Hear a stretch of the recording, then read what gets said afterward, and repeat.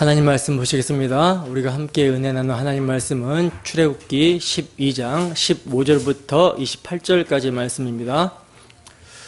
우리가 함께 은혜 나눌 하나님 말씀은 출애굽기 12장 15절부터 28절까지 말씀, 25절에서 28절까지 말씀만 한 목소리로 합독하도록 하겠습니다. 시작. 너희는 여호와께서 허락하신 대로 너희에게 주시는 땅에 이를 때에 이 예식을 지킬 것이라. 이후에 너희의 자녀가 묻기를 이 예식이 무슨 뜻이냐 하거든 너희는 이르기를 이는 여호와의 유월절 제사라. 여호와께서 애굽 사람에게 재앙을 내리실 때에 애굽에 있는 이스라엘 자손의 집을 넘으사 우리의 집을 구원하셨느니라 하라 하매 백성이 머리 숙여 경배하니라. 이스라엘 자손이 물러가서 그대로 행하되 여호와께서 모세와 아론에게 명령하신 대로 행하니라. 아멘. 영원한 규례 유월절과 무교절을 지켜 행하라. 영원한 규례 유월절과 무교절을 지켜 행하라 라는 제목으로 하나님 말씀 증거하도록 하겠습니다. 우리는 지난 시간에 애굽에 내려지는 마지막 재앙, 장자의 죽음으로부터 이스라엘 백성들이 구별되어 살 수 있는 유일한 길, 마지막 재앙의 대비책인 유월절 규례에 대해서 자세히 살펴봤었습니다. 하나님께서는 애굽에 내려지는 그 마지막 재앙에서 이스라엘 백성들이 구별되어 살게 되는 것이 얼마나 중요한 사건인지 그 마지막 재앙에서 구별되어 살게 되는 달을 해의 시작, 첫 달로 정하라고 하십니다. 이는 어떤 뜻이 있다라고 했습니까? 이는 그 마지막 재앙에서 구별되어 살게 되는 달을 기준으로 하여 그 이전에 애굽의 압제에서 종살이하는 이스라엘은 삭제가 되었고, 다른 말로 하면 공중권세 잡은 자 마귀의 압제 아래에서 육체와 마음에 원하는 것을 하여 본질상 진노의 자녀였던 옛사람은 그리스도 안에서 죽은 자로 간주가 되고 이제 어린 양의 피, 우리 구주 예수 그리스도의 대속의 은혜로 말미암아 살게 된 출애굽, 출세상을 하게 된 새 출발, 새 생명, 새 삶, 새 언어, 새 나라가 되었다라는 것을 선언하는 것이다 라고 말씀을 드렸습니다. 그러므로 이제 그 마지막 재앙에서 구별되어 살아서 출애굽을 하게 되는 이제 방도를 말씀을 하시는데, 그 방도가 어떤 방도냐면 그 달 10일에 각 가족대로 그 식구를 위하여 어린 양을 취하라고 합니다. 그리고 혹시 어린 양 한 마리가 가족 식구 수가 적어서 먹기에 많으면 이웃과 연합하여 이웃과 합치라고 말씀을 하고 있었죠. 가족별로 어린 양을 취하라는 말씀은 마지막 재앙은 장자의 죽음이며 어린 양이 가족의 대표, 장자를 대신하여 그 가정을 대표하여 죽기 때문에 가족별로 어린 양을 취하라고 하는 것이었고요. 또 한 가족으로 국한하지 아니하시고 이웃집과 연합하여도 좋다라고 말씀하시는 이유는 가정의 의미를 확장시켜주고 있는 거였어요. 즉 어린 양은 전체 이스라엘을 대표하는 것이고, 이스라엘을 하나님께서 내 아들 내 장자라고 하셨는데 그 이스라엘을 어린 양이 대표하는 것이고, 어린 양의 실체 예수 그리스도는 교회의 머리며 대표라는 것입니다. 그 그리스도 안에서 교회는 한 피바다 한 몸 이룬 연합된 존재라는 것을 말하는 거예요. 그리고 이제 10일에 취한 양을 14일 동안 간직하라고 하셨잖아요. 이 이유는요, 하나님께서는 당신이 택하신 백성의 죄를 위한 대속제물이 되시는 예수 그리스도를 임기응변으로 준비하신 것이 아니라 창세 전에 준비해 놓으셨다라는 것을 말하는 것이고요. 그리고 그 양을 해질 때 잡으라고 하잖아요. 이것은요, 이스라엘의 시작이 어둠이며 어둠의 결과는 죽음인데 어린 양을 해질 때 잡음으로써 그들이 마땅히 결과로 받아들여야 되는 어둠의 결과, 죽음을 어린 양에게 맡기고 그들은 어린 양의 생명으로 빛나는 새날을 맞이하게 될 거라는 의미였습니다. 바로 이를 위하여 그 양을 잡으라고 하신 거예요. 근데 그 양들이 굉장히 많은 그 수만 마리의 양, 수만 마리의 양이 이제 도륙을 당하게 되는데 그 많은 양들을 단수로 표현하고 있었죠. 이것은 어떤 의미입니까? 이스라엘 백성들을 위하여 수많은 양이 희생당하지만 그 양들이 가리키는 실체는 한 분이라는 거예요. 우리 주 예수 그리스도라는 것입니다. 세상 죄를 지고 가는 하나님의 어린 양, 단수라는 것이죠. 바로 그 예수 그리스도께서 유월절 어린 양으로 희생의 피를 흘리심으로 이스라엘 백성들은 어둠에서 빛으로, 사망에서 생명으로, 종에서 자녀로 바뀌는 역사가 일어나게 된 것입니다. 근데 이 엄청난 역사가 일어나려면요, 어린 양이 피 흘리는 것으로만 되는 것이 아니라 그 피를 어떻게 해야 됩니까? 믿음으로 뿌리고 발라야 되는 것이죠. 여기까지 가야 되는 거예요. 그래서 문설주와 문지방에 피를 바르라고 하신 것입니다. 그리고 이제 그 피를 뿌린 고기를 밤에 먹으라고 말씀하시는데 먹는 방도가 어떤 방도였습니까? 불에 구워서, 몽땅 불에 구워서 아침까지 남김없이 먹으라고 말씀하고 있었죠. 이것은 무슨 뜻입니까? 나를 대신하여 고난받으신 어린 양의 희생을 기억하며 그 그리스도의 고난에 참여하는 것을 말하는 것이고요. 남김없이 먹으라는 말은 뭐예요? 남김없이 먹어라. 혹시 남게 되면 아침까지 남겨두지 말고 태우라고 하는 것은 뭡니까? 고난받아 죽으시는 그리스도는 죄인을 위해서 희생의 죽음, 의로우신 죽음을 죽으신 것이기 때문에 그 육체가 죽음에 매인바되지 않는다라는 거예요. 썩지 않는다라고 하는 부활을 예표하고 있는 것입니다. 그리고 동시에 그리스도의 고난에 동참한 성도의 부활 또한 예표하고 있는 것이었죠. 그리고 그 고기와 함께 누룩 없는 떡, 무교병과 쓴나물을 먹으라고 말씀하고 있는데 이 또한도 죄 없으신 그리스도와 그리스도의 고난의 성도는 연합이 되어 참여함을 말하는 거였어요. 더 나아가 그리스도를 예표하는 유월절의 음식을 먹는 방법뿐만 아니라 먹는 자세도 하나님께서는 말씀해 주셨죠. 어떻게 먹으라고 말씀해 주셨습니까? 허리에 띠를 띠고 발에 신을 신고 손에 지팡이를 잡고 급히 먹으라고 말씀을 하셨죠. 이는요, 출애굽, 출세상이 긴박하다라는 것입니다. 그러니까 복음을 대하는 성도의 자세는 정말 긴박하게 주 예수님이 다시 오시면 세상을 떠날 자로 그렇게 살아야 된다라는 것을 말씀해주고 있었던 거였어요. 이게 여러분 유월절을 기념하는 이스라엘 백성들의 모습이었고요. 오늘날 교회로 모여 그리스도의 죽음을 기념하는 우리의 모습이어야 되는 것입니다. 어떻게 우리에게 주어진 하루하루 오늘이라 일컫는 날에 유월절을 십자가로 이루신 우리 구주 예수 그리스도의 희생을 기념하며 그 피를 믿음으로 출세상하고 있습니까? 긴박하게 출세상하고 있습니까?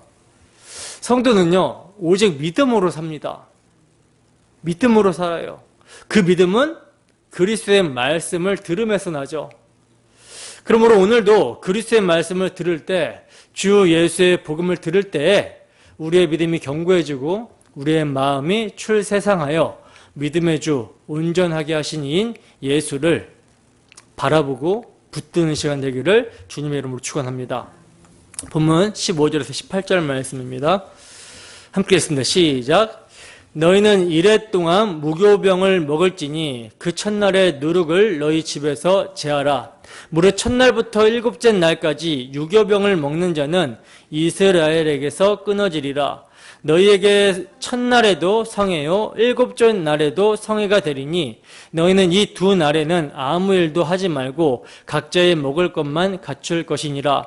너희는 무교절을 지키라. 이 날에 내가 너희 군대를 애굽 땅에서 인도하여 내었음이니라. 그러므로 너희가 영원한 규례로 삼아 대대로 이 날을 지킬지니라. 첫째 달 그 달 19날 저녁부터 21일 저녁까지 너희는 무교병을 먹을 것이요. 아멘. 여러분, 하나님께서는요, 지금 모세와 아론에게 14절까지는 유월절의 규례를 말씀을 하셨어요. 그 후에 이제 오늘 본문 15절부터는요, 무교절 규례에 대해서 말씀하시고 있는데요. 근데 우리가 이제 보게 되면 6월절과 무교절이 겹치죠. 18절을 보시면 첫째 달, 그 달 19날 저녁부터 21일 저녁까지가 무교절이라고 말씀을 하고 있어요. 그러니까 14일 저녁은 6월절 저녁임과 동시에 15일의 시작, 무교절의 시작이 되는 것입니다. 6월절이 시행되는 저녁부터 일주일간 무교절이 시행이 되는 거예요. 그러니까 이것은 둘이 긴밀하게 연결이 되어 있음을 의미하는데, 그렇다면 어떻게 연결이 되는가? 여러분, 6월절은요, 14일 저녁 단 하루뿐입니다. 이것은 뭘 의미하냐면, 우리 주님께서 십자가 보혈로 우리를 단번에 피 흘려서 의롭다고 해주신 칭의를 의미하는 거예요. 바로 이 6월절 칭의로 말미암아 뭐가 동시에 시작이 되냐면 무교절이 시작이 되는 것입니다. 즉, 무교절은 6월절을 전제해야 되고요. 그 6월절로 시작이 되고 그 6월절이 계속해서 적용이 되어야 된다라는 의미예요. 십자가 대속의 피로 의롭다함을 받은 성도는요, 그 피를 시작으로 그 피를 계속해서 적용하여 평생토록 의로운 삶을 살아가게 되는 것을 말하는 것입니다. 그래서 무교절을 지켜야 되는 근거로 하나님께서는요, 내가 너희 군대를 애굽 땅에서 인도하여 내었다라고 말씀하고 있는 거예요. 따라서 무교절은 애굽에서 이스라엘 백성들이 구원받은 날이라는 것이고요. 그리고 그 구원의 날의 가장 중요한 사건은 뭡니까? 6월절 어린 양의 죽음, 어린 양의 희생이에요. 그 희생의 피를 바른 집은 사는 것입니다. 바로 이 피 흘림, 6월절을 근거로 무교절을 지키라고 하는 것입니다. 그러면 6월절과 함께 시작이 되며 6월절이 담고 있는 무교절에는 무엇을 해야 된다라고 말씀을 하시는가? 보시면 1회 동안, 즉 7일 동안 무교병을 먹고 집 안에도 누룩을 제거하라고 말씀을 하고 있어요.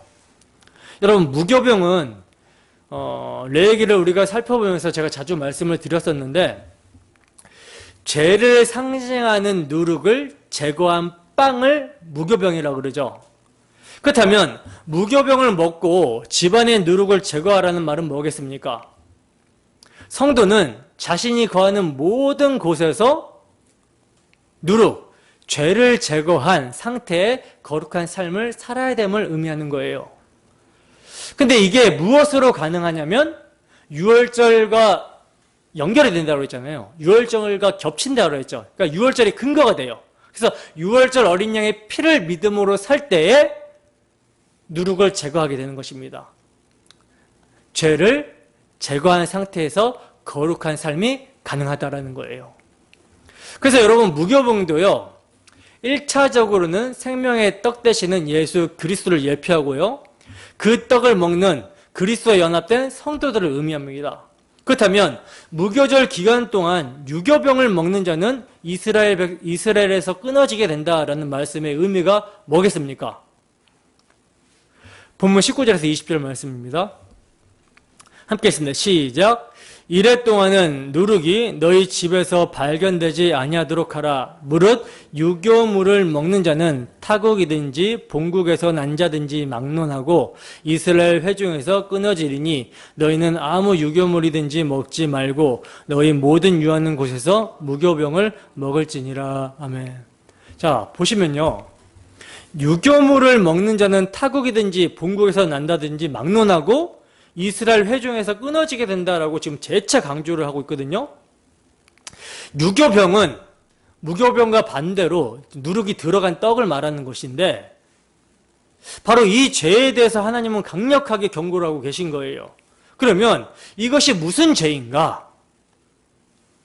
6월절 어린 양의 피로 의롭다함을 받은 자가 유교병을 먹으면, 죄를 지으면 죽게 된다라는 말인가? 예수님의 십자가를 믿어도 죄를 지으면 지옥에 간다라는 말인가? 결코 그런 거는 아니겠죠. 그럼 반대로 예수님을 믿으면 절대 죄를 안 짓는다라는 말인가? 그것도 아닙니다. 그렇다면 유월절을 경험하고 무교절에 유교병을 먹어버리는 죄는 도대체 무엇을 말하는 걸까요? 이것은요, 무교병의 의미를 잘 정리하고 있어야 되는데, 여러분, 무교병의 1차적인 의미가 뭐라고 했죠? 무교병의 1차적인 의미는요, 생명의 양식이신 그리스도를 의미합니다. 그리스도를 의미한다고 말씀을 드렸잖아요. 근데 여기에 누룩을 더하는 죄가 무엇이겠어요? 그리스도를 훼손하는 것이죠. 즉 복음을 변질시키는 것을 의미하는 것입니다.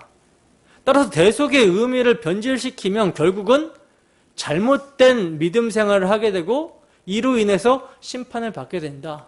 끊어지게 된다라는 거예요. 그래서 바울 사도는 이렇게 말하잖아요. 누구든지 다른 복음을 전하면 저주를 받을 것이니라. 우리나 하늘에 있는 천사라 할지라도 다른 복음을 전하면, 내가 너희에게 전한 이 복음 말고 다른 복음을 전하면 저주를 받게 된다라고 말씀하고 있죠. 복음을 변질시키면 안 되는 거예요. 여러분, 이스라엘 백성들은요, 어린 양의 피로 말미암아 하나님의 진노가 이미 6월 넘어갔습니다. 따라서 피 아래에 있는 이상 더 이상 심판과 진노는 없다는 거예요. 그런데 누룩을 제거하지 않으면 이스라엘에서 끊어지게 된다? 이것은 피 아래에 있지 않으려고 하는 완악함을 의미하는 거예요. 그러니까 누룩을 제거하라는 것은요, 그들이 어린 양의 피 아래에 있는데도 계속하여 애굽의 사상과 의식이 박혀 있는 것을 말하는 것입니다. 그렇게 제거하라고 하는 거예요. 그래서 이스라엘 백성들이 출애굽을 했어도 조금만 어려우면 어떻게 나옵니까? 어디로 가자 그래요? 우리가 애굽으로 돌아가자라고 하는 것입니다. 그때가 좋았었다. 비록 노예로 살았지만 마실 것과 먹을 것이 풍부한 그때가 좋았었다라고 하면서 애굽으로 돌아가자라고 하는 것입니다. 이것이 바로 뭐다? 누룩이에요. 하나님의 종이 아니라 애굽의 종, 공중 권세 잡은 자 마귀의 지배 아래에서 내 육신과 마음에 원하는 것을 할 때가 좋았다라는 거예요.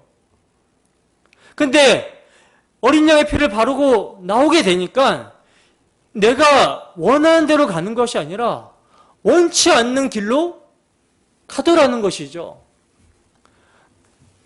나는 어린 양의 피를 믿고 애굽에서 나오게 되면 뭔가 좋은 것이 있을 줄 알았는데 좋은 길을 보이실 줄 알았는데 이건 웬걸? 척박하고 황량한 땅으로 콘으로 몰고 가시는 거예요. 그러니 우리가 왜 이렇게 사서 고생을 해야 되는가? 라고 하면서 다시 돌아가자. 반역을 하는 것입니다. 이 정신이 뭐다? 애굽의 누룩이라는 거예요.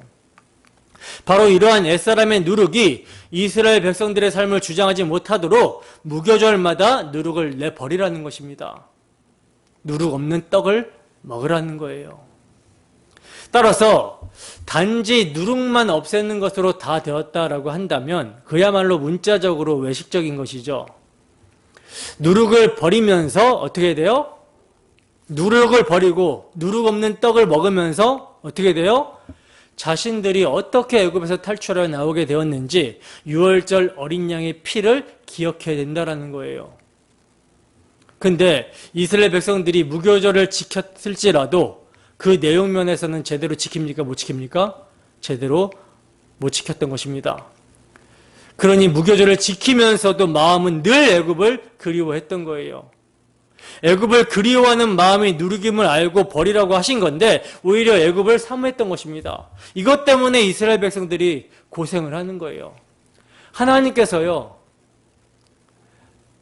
진노를 하실 때 항상 애굽으로 돌아가자라고 할 때 진노를 하십니다.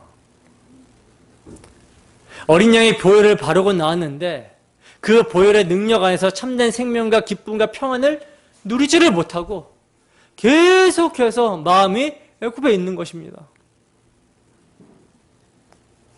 따라서 이들이 그 보혈의 능력을 누리지 못하는 것, 그 보혈의 능력으로 말미암아 참된 생명과 기쁨과 평안을 누리지 못하는 것, 하나님과 함께하는 기쁨을 누리지 못하고 있는 것은요, 그 원인이 그들의 내부에 있는 누룩을 제거하지 못한 거예요. 그러니 아무리 무교절을 문자적으로 철저하게 지키고 있다 하더라도 예수님 보시기에는 온통 누룩 덩어리였던 것이죠. 마태복음 16장 5절에서 12절 말씀입니다. 함께 했습니다. 시작.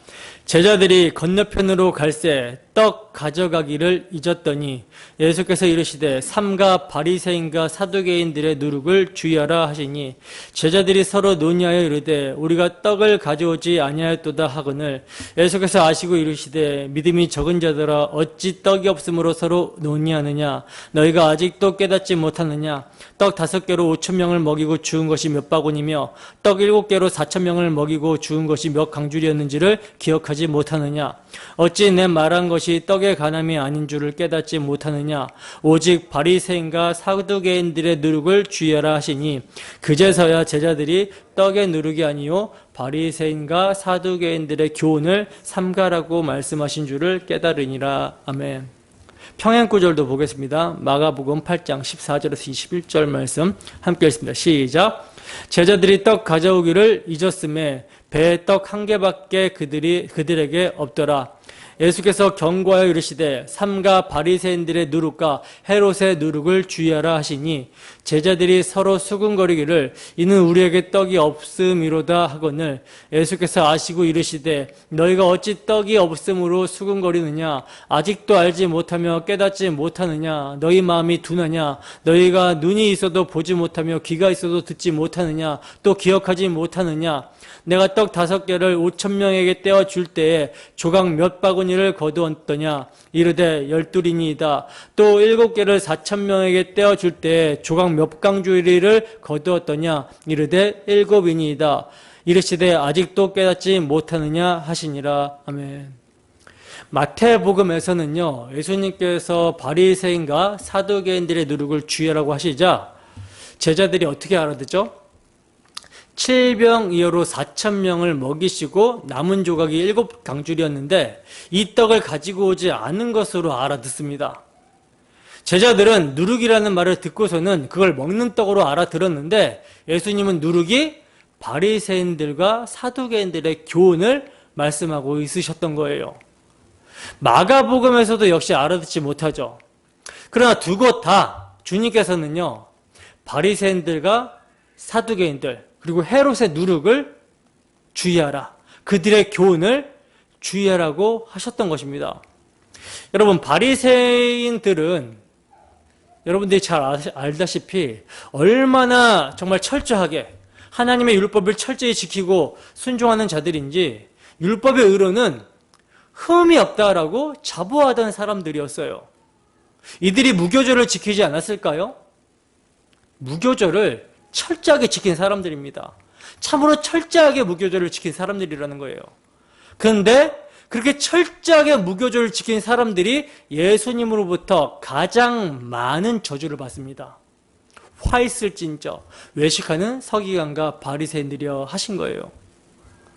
율법은 그렇게 잘 지키지만 그들의 속에는 뭐가 있다? 누룩이 가득하다라는 것입니다. 그들의 겉은 깨끗하게 치장하지만 속은 더럽고 구역질이 나고 회칠한 무덤이라는 것이죠. 속에는 온갖 더러운 것이 가득한데 밖으로는 종교적인 것들로 행위로 치장을 하고 다니더라는 것입니다. 이것이 바리새인들의 누룩입니다. 그리고 사두개인의 누룩은 노골적으로 현실주의적이에요. 현실주의적. 이 사람들은요 천사도 없고 내세도 없고 부활도 없다라고 하는 사람들입니다. 그러니까 언제나 현실입니다. 현실 중심이에요. 그리고 이들과 함께하는 자, 사두개인들과 함께하는 자가 여러분 헤롯입니다. 그러니까 사두개인은 늘 눈에 보이는 세상의 권세와 권력을 추구하는 자들이고 헤롯은 로마에게 잘 보여서 왕의 지위를 가지고자 하는 자들이에요. 따라서 유대 땅에 살면서도 늘 지향하는 것은 무엇입니까? 로마의 힘, 세상의 힘이라는 것이죠. 이런 것들이 다 누룩이라는 거예요. 바로 이러한 것들을 예수님께서는 주의하라고 하시는 것입니다. 그러므로 무교절의 누룩을 제거하라는 것은요, 단지 빵을 부풀게 하여 부드럽게 하는 효모, 이스트를 없애라는 것이 아니라 애굽의 사상과 가치관, 사고 방식을 제거하라는 것입니다. 이것을 제거하지 않으면 이러한 것이 이스라엘의 쓴뿌리가 되는 거예요. 또한 이러한 것들이 교회 안에 누룩이 되는 것입니다. 여러분, 오늘날에도요, 어린 양의 피에 순전한 능력으로 나아가지 못하도록 변질시키는 누룩들이 얼마나 많이 침투하여 들어오는지 모른다는 거예요. 성도란 이미 거룩한 떡에 참여된 자로서 누룩 없는 떡이 되었는데도 계속하여 누룩이 침투해 들어오고 있는데 이것을 못 들어오게 막거나 아니면 들어온 것을 제하거나 하지 않고 그냥 방치하고 있는 것입니다. 이를 바울 사도가 고린도 교회를 향하여 책망합니다. 고린도전서 5장 1절에서 8절 말씀입니다. 함께 했습니다. 시작. 너희 중에 심지어 음행이 있다 함을 들으니 그런 음행은 이방인 중에서도 없는 것이라. 누가 그 아버지의 아내를 취하였다 한도다. 그리하고도 너희가 오히려 교만하여져서 어찌하여 통한이 여기지 아니하고 그 일 행한 자를 너희 중에서 쫓아내지 아니하였느냐. 내가 실로 몸으로는 떠나 있으나 영으로는 함께 있어서 거기 있는 것 같이 이런 일을 행한 자를 이미 판단하였노라. 주 예수의 이름으로 너희가 내 영과 함께 모여서 우리 주 예수의 능력으로 이런 자를 사탄에게 내어 주었으니 이는 육신은 멸하고 영은 주 예수의 날에 구원을 받게 하려 함이라. 너희가 자랑하는 것이 옳지 아니하도다. 적은 누룩이 온 덩이에 퍼지는 것을 알지 못하느냐. 너희는 누룩 없는 자인데 새 덩어리가 되기 위하여 묵은 누룩을 내버리라. 우리의 유월절 양 곧 그리스도께서 희생되셨느니라. 이러므로 우리가 명절을 지키되 묵은 누룩으로도 말고 악하고 악에 찬 누룩으로도 말고 누룩이 없이 오직 순전함과 진실함의 떡으로 하자. 아멘. 여러분, 고린도 지역은요, 여러 가지 성적인 타락이 심한 곳이었습니다. 음행이 굉장히 심한 곳이었어요. 근데 이런 음란한 지역에 복음이 전해져서요, 하나님의 교회가 세워집니다. 근데 그 하나님의 교회로 모이는 자들 중에 자기 아버지의 아내를 취한 자가 있다라는 소식을 사도가 듣게 된 거예요. 그래서 이 소식을 들은 사도는요, 이러한 짓은 이방인들도 하지 않는 일이라면서 이러한 자를 행한 자를 그 교회 공동체에서 쫓아내라고 합니다. 마치 무교절에 누룩이 들어있는 떡을 먹으면 이스라엘에서 끊어진다고 하듯이 쫓아내라고 하는 거예요. 이것이 누룩이라는 것입니다. 적은 누룩이 온 땅에 퍼진다고 하는 거예요. 그러면 왜 이렇게 해야 되는 것입니까? 왜 이렇게 해야 되냐면 교회는 누룩 없는 한 덩어리의 거룩한 떡이 되었기 때문이라는 것입니다. 예수 그리스도를 머리로 하여 누룩 없는 하나의 거룩한 떡이 되었다라는 거예요. 근데 여기에 웬 누룩이 들어와서 퍼지게 하니까, 근데 그 퍼지게 하는 것을 왜 내버려 두고 있냐고 사도는 책망하고 있는 것입니다. 여러분, 왜 이방인들도 하지 않는 음행이 교회 안에 있게 된 것입니까? 이것은요, 유월절 어린 양, 우리 주 예수 그리스도 대속의 피를, 그 은혜와 사랑을 잊어버렸기 때문에 그래요. 잊어버렸기 때문에 사탄의 종이 되어 자신의 육체와 마음에 원하는 것을 행하던 옛사람의 습관, 소욕, 육체의 소욕대로 행했기 때문입니다. 그러나 성도는요, 누룩 있는 자예요, 없는 자예요? 누룩이 없는 자입니다. 때문에 새 덩어리가 되기 위해서 묵은 누룩을 내어다 버리라는 것입니다. 사도는 묵은 누룩을 버려야 되는 근거로 우리의 유월절 양 곧 그리스도께서 희생되셨느니라 하고 말씀합니다. 결국 누룩을 내버리는 것은요, 무엇을 드러내는 것입니까? 무교절에 누룩을 내버리는 것은 무엇을 드러내는 거예요? 그리스도의 희생을 드러내는 거죠. 유월절 양의 희생을 드러내는 것입니다. 그리스도의 희생 앞에서 자기를 부인함으로 그 희생의 피를 나타내는 거예요. 근데 그리스도의 희생 앞에서 자신의 완악함과 추악함, 옛사람의 소욕대로 행하고자 하는 완고함을 보지 못하고 자기를 부인하지 못한다면 이는 그리스도의 희생의 피를 가리게 되는 것이고 자신을 거룩하게 하는 그리스도의 피를 믿지 않는 모습이 되는 거라는 것입니다. 그리스도의 피를 믿는다고 하는 사람들이요, 누룩을 버리지 않고 고집 피우고 있다면 그는 스스로 자신을 거룩하게 하시는 예수 그리스도의 피를 부정하게 여기고 있는 거예요. 자신을 거룩하게 하는 순전한 떡인 그리스도를 부정한 것으로 여기는 모습이 되는 것입니다. 이렇게 되면요,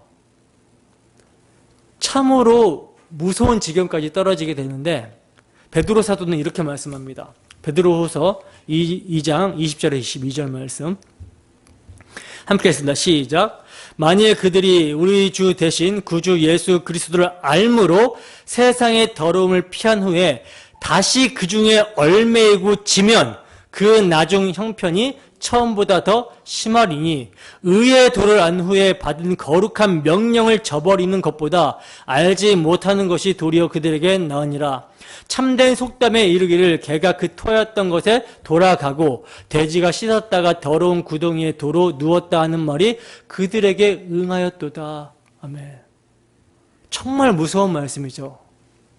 여러분, 의의 도를 아는 자들에게는요, 십자가의 도, 의의 도를 아는 자들에게는요, 거룩한 명령이 주어집니다.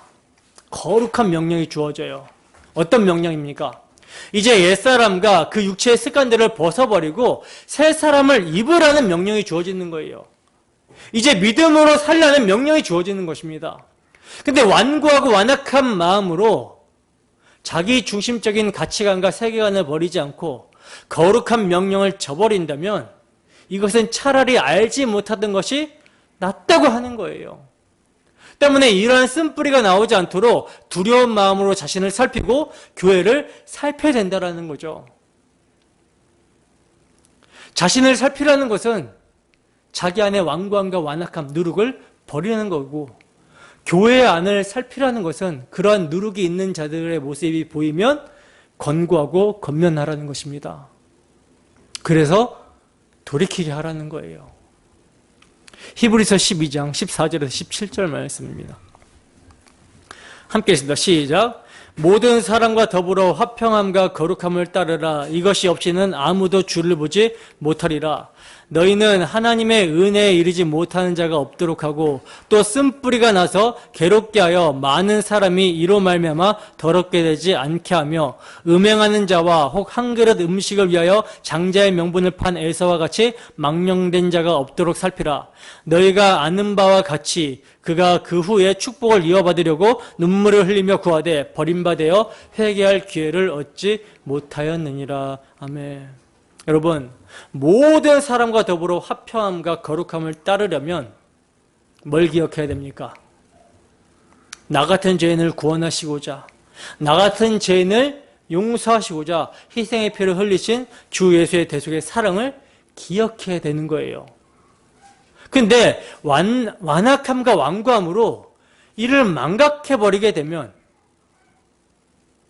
자신에게 조금만 어려움이 닥치고 자신의 귀에 듣기에 좋은 말을 해주지 않으면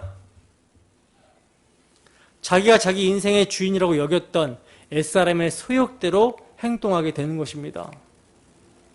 그래서 여러분, 복음의 은혜를 상기시키는 것은요, 너무너무너무 중요한 거예요. 우리 자신을 십자가 앞에 세우지 못하면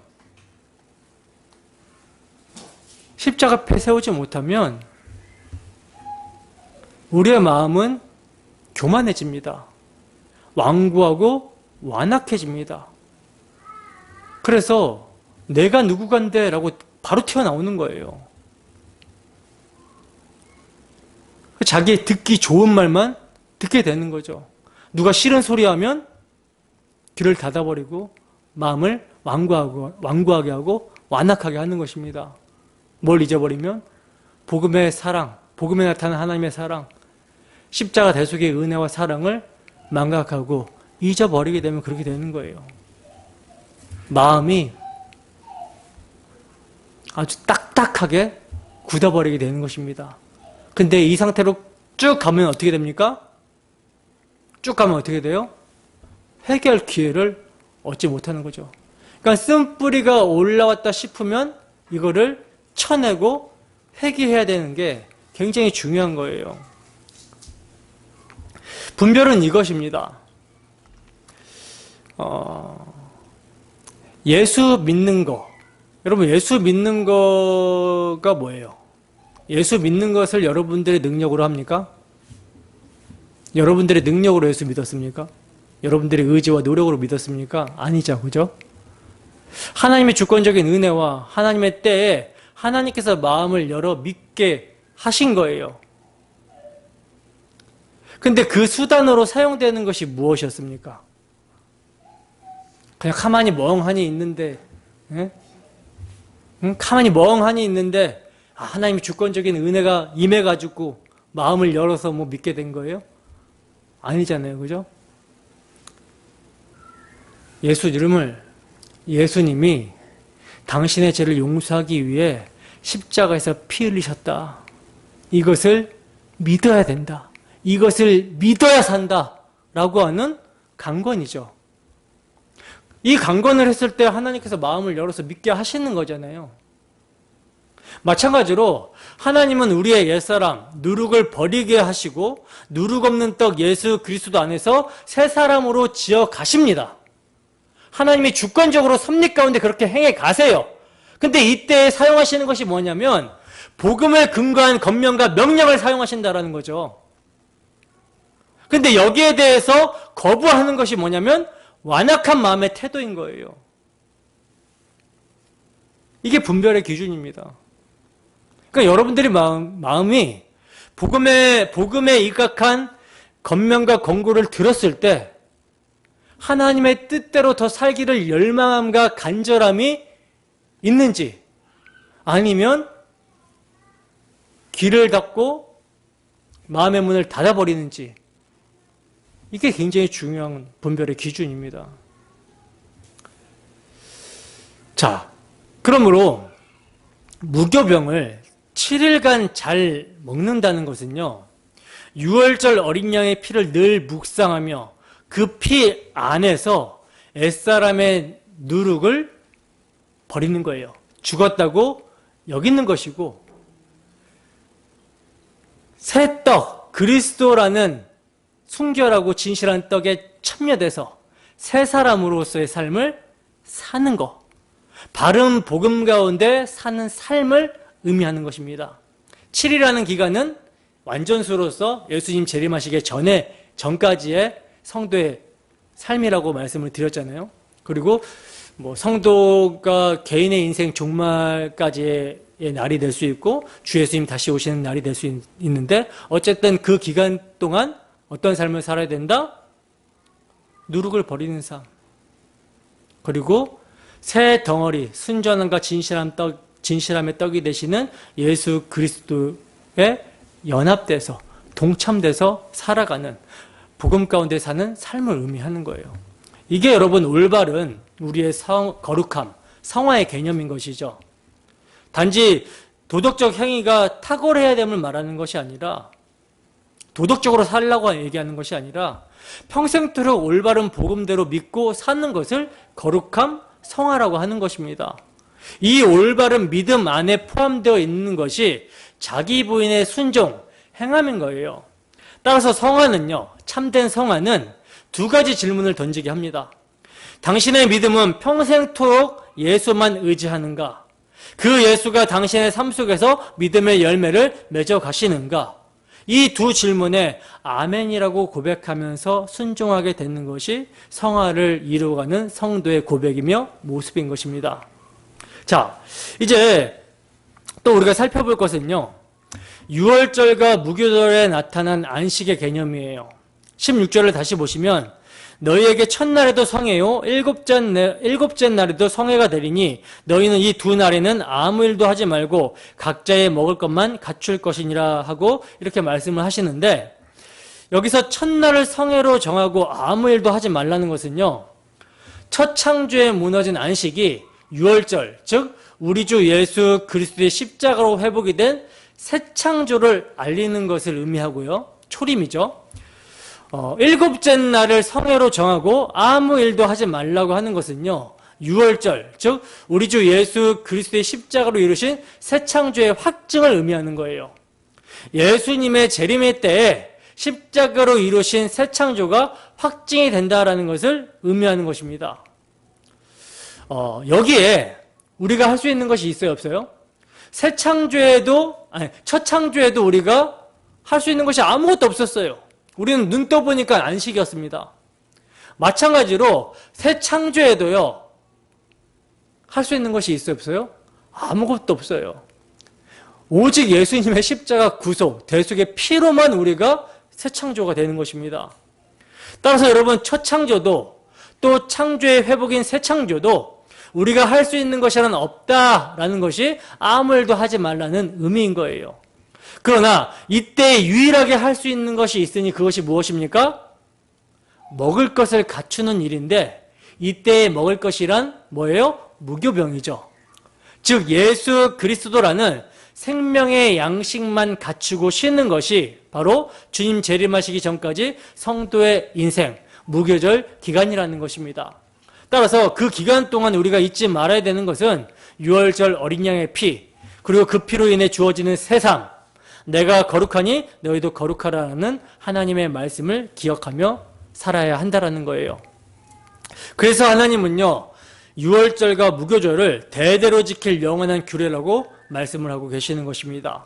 평생에 이 복음을 잊지 말고 자손 대대로 전하라는 거예요. 그러면 어떻게 전해야 되는 것인가? 본문 26절에서 27절 말씀입니다. 함께 하겠습니다. 시작. 이후에 너희의 자녀가 묻기를 이 예식이 무슨 뜻이냐 하거든 너희는 이르기를 이는 여호와의 유월절 제사라.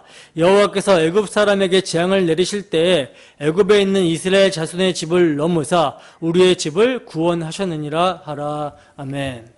자, 보시면 이후에 너희 자녀가 이 예식이 무슨 뜻이냐고 물으면, 이 예식이란 유월절과 무교절이죠. 어떻게 전해 주라고 합니까? 여호와께서 애굽 사람에게 재앙을 내리실 때에 유월절 제사로 말미암아 애굽에 있는 이스라엘 자손의 집을 넘으사 우리의 집을 구원하셨다, 이렇게 전해주라고 그러죠. 오늘날로 말하면요, 세상의 모든 사람이 죄인이며 하나님 앞에서 심판을 받게 되는데 하나님이 구원의 방편을 주셨다.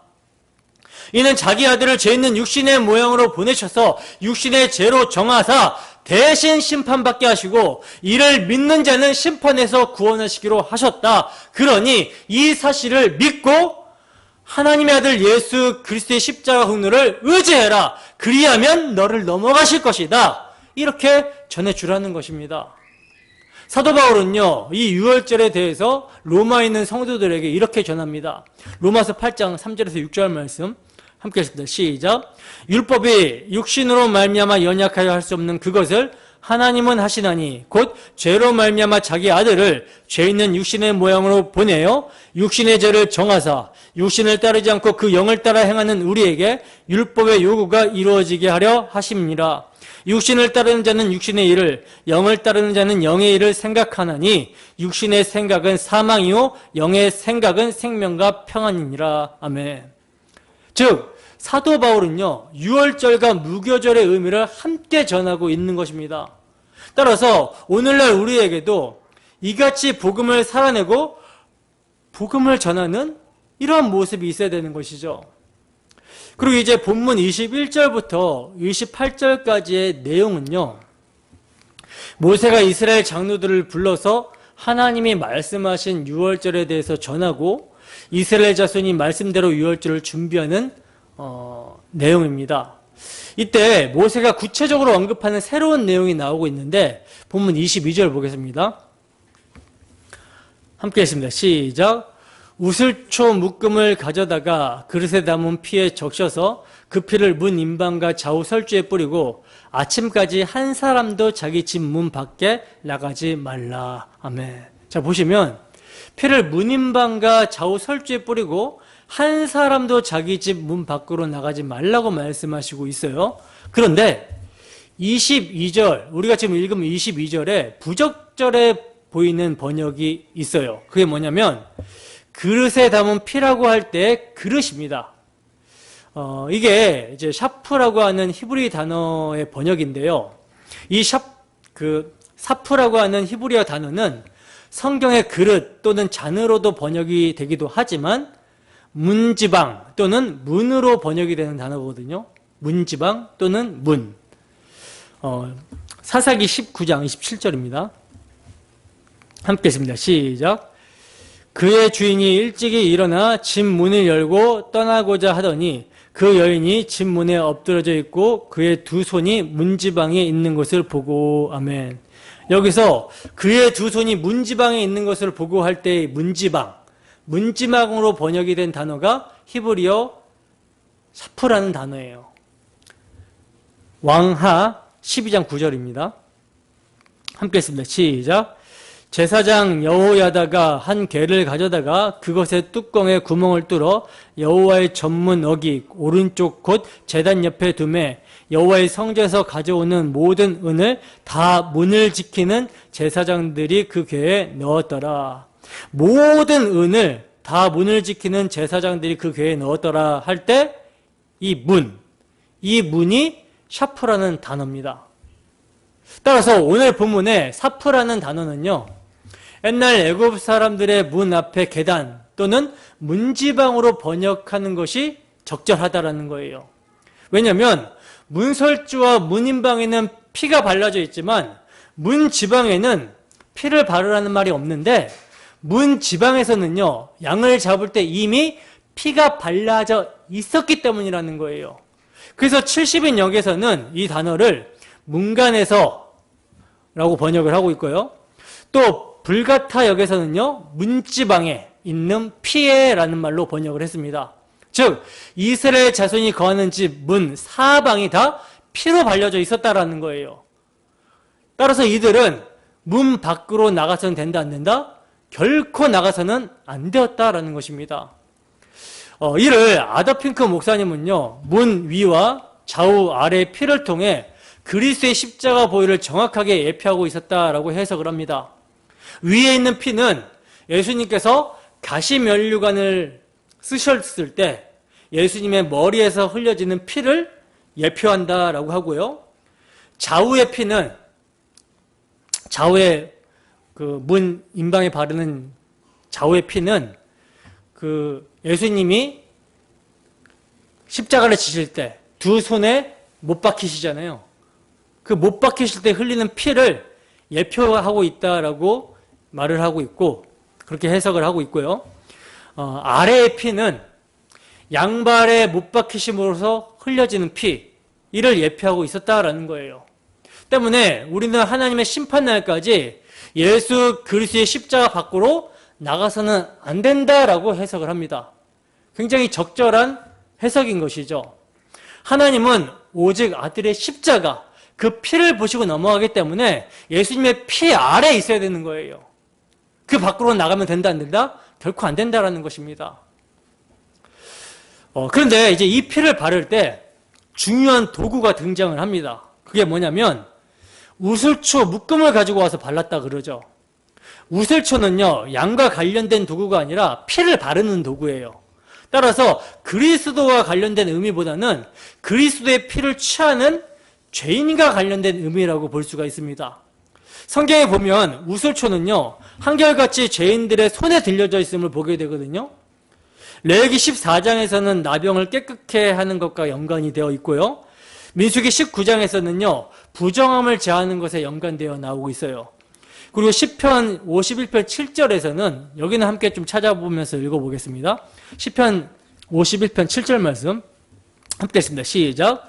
우슬초로 나를 정결하게 하소서. 내가 정하리이다. 나의 죄를 씻어주소서. 내가 눈보다 희리이다. 아멘. 자, 보시면 이게 지금 다윗의 시인데 다윗이 자신의 죄를 우슬초로 정결케 해달라고 고백을 하고 있죠. 이것은요, 대속의 피가 적용될 수 있도록 하는 마음의 자세를 의미합니다. 즉 겸손한 마음, 회개하는 마음이라고 할 수 있는 거예요. 열왕기상 4장 33절에 보면요, 우슬초와 백향목이 대조되어 나오고 있는데 백향목은요, 강함과 귀함을 상징하는 반면 우슬초는 약하고 초라함을 상징합니다. 따라서 유월절 어린 양의 피로 대속함을 받는 이스라엘의 마음에는요, 우슬초와 같은 겸손과 회개함이 있어야 된다라는 것을 의미하는 거예요. 만약 그렇지 않고 교만하게 되면 어떻게 되겠습니까? 피 아래에 있는 것이 아니라 피 밖으로 나가버리겠죠. 그러면 어떻게 돼요? 죽는 거예요. 그러므로 성도는요, 평생에 오직 예수 그리스도의 십자가 대속의 피만을 의지하며 그 십자가 앞에서 언제나 겸손함으로 회개하는 삶을 살아야 된다는 거예요. 자, 그러면 이제 모세가 이스라엘 장로들을 불러서 하나님이 말씀하신 유월절을 어떻게 전하고 있는지 봅시다. 본문 21절에서 23절 말씀입니다. 함께 하겠습니다. 시작. 모세가 이스라엘 모든 장로를 불러서 그들에게 이르되 너희는 나가서 너희 가족대로 어린 양을 택하여 유월절 양으로 잡고 우슬초 묶음을 가져다가 그릇에 담은 피에 적셔서 그 피를 문인방과 좌우 설주에 뿌리고 아침까지 한 사람도 자기 집 문 밖에 나가지 말라. 여호와께서 애굽 사람들에게 재앙을 내리려고 지나가실 때에 문 임방과 좌우 문 설주의 피를 보시면 여호와께서 그 문을 넘으시고 멸하는 자에게 너희 집에 들어가서 너희를 치지 못하게 하실 것임이니라. 아멘. 자, 보시면 모세가 이스라엘 장로들을 불러다가 그들에게 전하는 하나님의 말씀은 총 4가지로 요약이 됩니다. 우선 유월절 어린 양을 잡아라. 그리고 그 피를 문 임방과 좌우 문설주에 뿌리라. 아침까지 한 사람도 자기 집 문 밖에 나가지 말라. 여호와께서 애굽 사람을 칠 때 그 피를 보시면 그 문을 넘으시고 죽이지 않을 것이다 하고 이렇게 하나님의 말씀을 모세가 전한 거예요. 그러자 이 말씀을 들은 이스라엘 백성들의 반응이 어떻답니까? 본문 27절입니다. 함께 하겠습니다. 시작. 너희는 이르기를 이는 여호와의 유월절 제사라. 여호와께서 애굽 사람에게 재앙을 내리실 때에 애굽에 있는 이스라엘 자손의 집을 넘으사 우리의 집을 구원하셨느니라 하라 하매 백성이 머리 숙여 경배하니라. 아멘. 보시면 여호와께서 애굽 사람에게 재앙을 내리실 때 유월절 어린 양의 피로 인해 애굽에 있는 이스라엘 자손의 집을 넘어서 우리의 집을 구원하신다라는 말씀을 들었을 때 백성들의 반응이 뭐예요? 백성이 머리 숙여 경배했다라고 합니다. 이것은요, 어린 양의 피, 대속을 믿었다라는 것을 의미하는 것이죠. 피의 대속을 믿으니 감사가 나오는 것이며 그래서 머리 숙여서 경배를 하는 거예요. 즉 믿고 경배를 했던 것입니다. 근데 여러분, 이들이요, 경배하고 그친 것이 아닙니다. 믿고 경배를 했다면 그 믿음대로 행해야 되는 것이죠. 그 믿음대로 살아야 되는 것입니다. 그것이 앞서 언급한 유월절과 무교절의 관계이며 칭의와 성화의 관계이고 믿음과 행함의 관계인 거예요. 따라서 이들의 믿음이 거짓되지 않음이 나타나야 되는 것입니다. 그럼 이들의 믿음이 어떻게 나타났는가? 본문 28절입니다. 함께 했습니다. 시작. 이스라엘 자손이 물러가서 그대로 행하되 여호와께서 모세와 아론에게 명하신 대로 행하니라. 아멘. 자, 보시다시피 이들은요, 믿었고요, 그 믿음이 참임을 순종을 통해서 증명합니다. 근데 만약에 이들이 머리 숙여 경배를 해놓고도 순종하지 않았다면 어떤 일이 발생하겠습니까?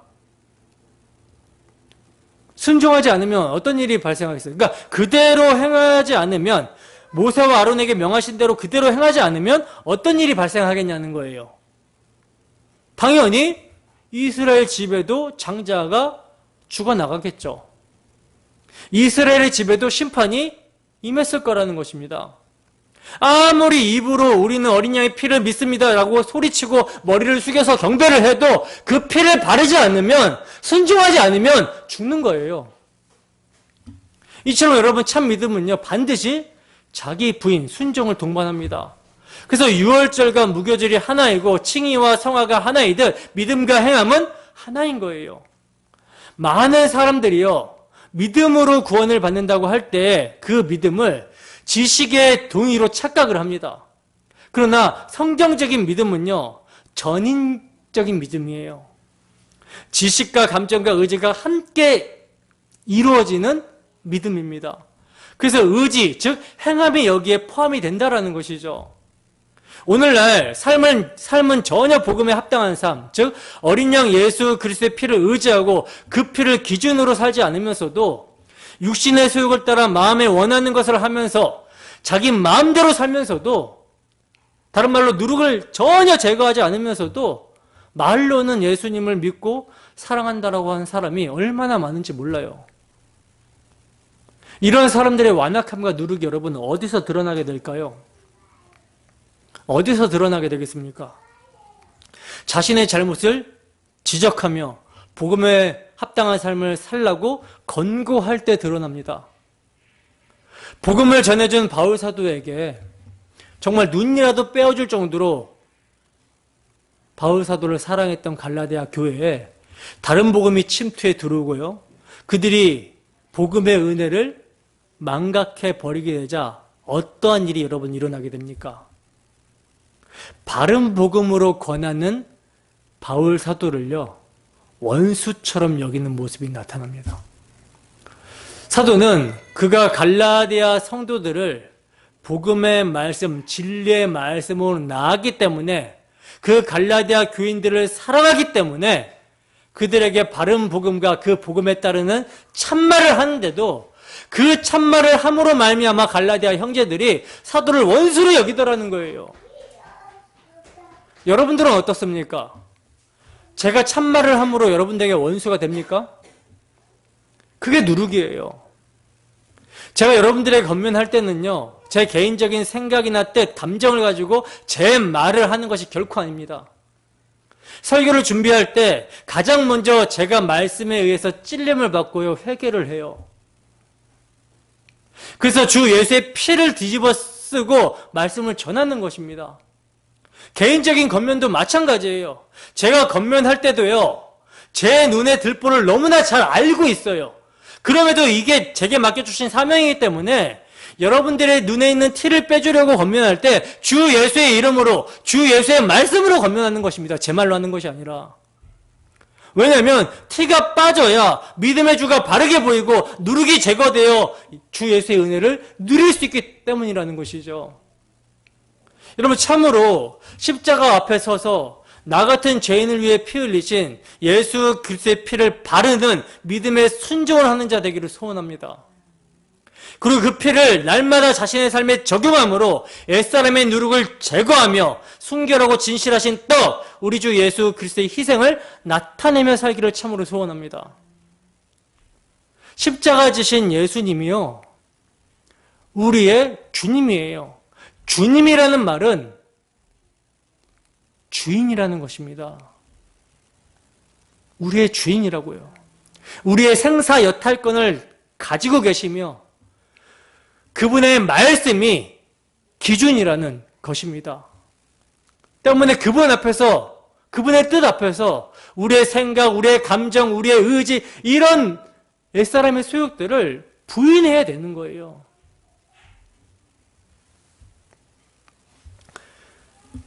때문에 여러분, 그 주님의 십자가 앞에서 용서받은 죄인인 우리는요, 못할 말은 있어도 못 들을 말은 없는 것입니다. 제가 매번 이것을 기억을 하거든요. 내가 용서받은 죄인이지. 용서받은 죄인에게 못할 말은 있어도 못 들을 말은 없는구나. 이 생각을 매일 합니다. 그러할 때 우리의 교만이 꺾여요. 싫은 소리를 듣거나 안 좋은 소리를 듣거나 뭐 좋은 소리도 반복해서 듣거나 그러면 사람의 마음이 짜증이 올라오거든요. 네가 뭔데? 라는 그런 게 올라오게 될 때 내가 용서받은 죄인이구나. 용서받은 죄인에게는 못할 말은 있어도 듣지 못할 말은 없다. 이것을 기억하고 납작 엎드려야 되는 것입니다. 그러므로 우리 모두 주 예수의 복음으로 하나 되게 하지 못하는 사탄의 유혹과 공격에 속지 마시고 우리 주 예수 그리스도의 죽기까지 한 십자가 사랑을 기억함으로 악에 찬 누룩을 버리고 주 예수의 희생을 나타내며 살아야 된다는 것이죠. 마지막으로 골로새서 3장 12절에 14절 말씀 읽겠습니다. 함께 읽겠습니다. 시작. 그러므로 너희는 하나님이 택하사 거룩하고 사랑받는 자처럼 긍휼과 자비와 겸손과 온유와 오래 참음을 옷 입고 누가 누구에게 불만이 있거든 서로 용납하여 피차 용서하되 주께서 너희를 용서하신 것 같이 너희도 그리하고 이 모든 것 위에 사랑을 더하라. 이는 온전하게 매는 띠니라. 아멘. 여러분, 나에게 잘못한 사람, 나를 기분 나쁘게 하는 사람, 그래서 불만이 있어서 도무지 사랑하고 싶지 않고 용서하고 싶지 않은 사람, 심지어 나를 해코지 않는 원수 같은 사람이라도 왜 용서해야 됩니까? 왜 용납해야 되죠? 목회를 하다 보니까 사람들이 좋을 때는 좋아요. 근데 뭐 조금 마음에 안 들고 뒤틀리면 굉장히 감정적으로 나오고요. 예의 없고 무례한 모습을 종종 보입니다. 세상에서는 이런 사람 그냥 안 보면 그만이잖아요. 근데 왜 품어야 되고 왜 오래 참아줘야 되고 왜 용납해줘야 되고 왜 그를 위해 기도해야 되는 것입니까? 왜죠? 우리 주님이 당신은 십자가에 매달고 침뱉고 모욕한 나를 용서하셨기 때문에 나의 죄를 나에게 돌리지 아니하시고 자신의 희생의 피를 흘리심으로 감당해 주셨기 때문에 지금도 날 위해 보좌 우편에서 희생의 피를 근거로 중보해 주시고 오래 참으심으로 긍휼과 자비를 베풀어 주시고 있기 때문에 그렇게 하는 것입니다.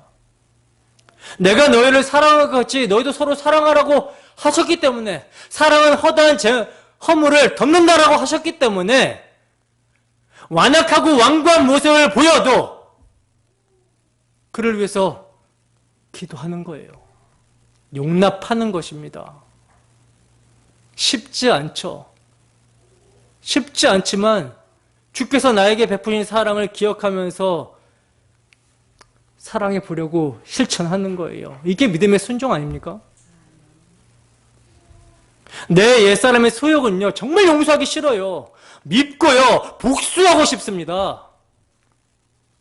근데 그 옛사람을 죽은 자로 여기고 죽었거든요. 그 옛사람은 새 사람으로서 그리스도께서 나 같은 죄는 용서하셨듯이 용서하는 것입니다. 이게 믿음이 나타나는 모습이죠. 이게 누룩을 버리는 모습입니다. 여러분, 주 예수의 피를 기념하고 이를 믿음으로 옛사람의 소욕, 우리 안에 누룩을 제거하는 것, 이것이 영원한 규례, 유월절과 무교절을 지켜 행하는 것입니다. 이러한 누룩을 제거하는 은혜가 우리 모두에게 임하기를 주님의 이름으로 축원합니다. 기도하겠습니다.